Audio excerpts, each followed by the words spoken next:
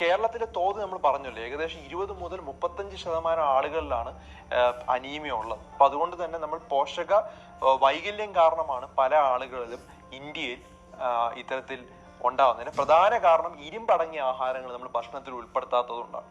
Iron deficiency അനീമിയാണ് വളരെ common ആയിട്ട്. അപ്പൊ ഇറച്ചി അടങ്ങിയ ആഹാരങ്ങൾ, മുട്ട, മത്സ്യം എന്നിവ നമ്മൾ ആഹാരത്തിൽ ഉൾപ്പെടുത്താനായിട്ട് ശ്രമിക്കുക.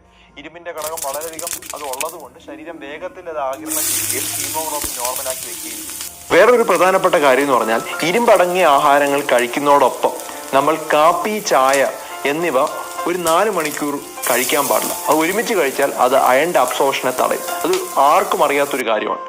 വേറൊരു കാര്യം, നമ്മൾ ആഹാരത്തിൽ ഉൾപ്പെടുത്തണം. പുളിപ്പടങ്ങിയിട്ടുള്ള, വൈറ്റമിൻ സി അടങ്ങിയിട്ടുള്ള ഫ്രൂട്ട്സുകൾ ഈ അയൺ കണ്ടന്റ് കഴിക്കുന്നതിനോടൊപ്പം കഴിക്കണം. അത് ശരീരത്തിൽ അബ്സോർവ് ചെയ്യാൻ വേണ്ടി ഹെൽപ്പ് ചെയ്യും. അപ്പം ഇൻഹിബിറ്റ് ചെയ്യുന്ന ഏതാണ്? നമ്മുടെ ശരീരത്തിൽ ചായയോ കാപ്പിയോ നമ്മൾ അയൺ കണ്ടന്റ് ഉള്ള ആഹാരത്തിനോടൊപ്പം കഴിച്ചാൽ അത് നമ്മുടെ ശരീരത്തിൽ അബ്സോർവ് ചെയ്യില്ല. പക്ഷെ അതിന് പകരം നമ്മൾ വൈറ്റമിൻ സി അടങ്ങിയ പുളിപ്പുള്ള ഫ്രൂട്ട്സ് ഈ അയൺ കണ്ടന്റിന്റെ ആഹാരത്തിനോടൊപ്പം കഴിച്ചു കഴിഞ്ഞാൽ നമ്മുടെ ശരീരത്തിൽ വളരെ വേഗത്തിൽ അത് ആഗിരണം ചെയ്യും.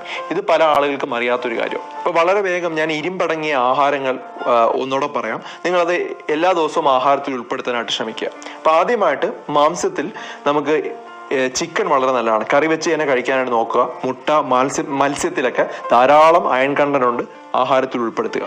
പച്ചക്കറികളിലാണെങ്കിൽ പാവയ്ക്ക, ചീര, മുരിങ്ങയില, കറിവേപ്പില, ചേമ്പില, ബീട്രൂട്ടിലെല്ലാം ധാരാളം അയൺ കണ്ടന്റ് ഉണ്ട്, സ്ഥിരമായിട്ട് ആഹാരത്തിൽ ഉൾപ്പെടുത്തുക.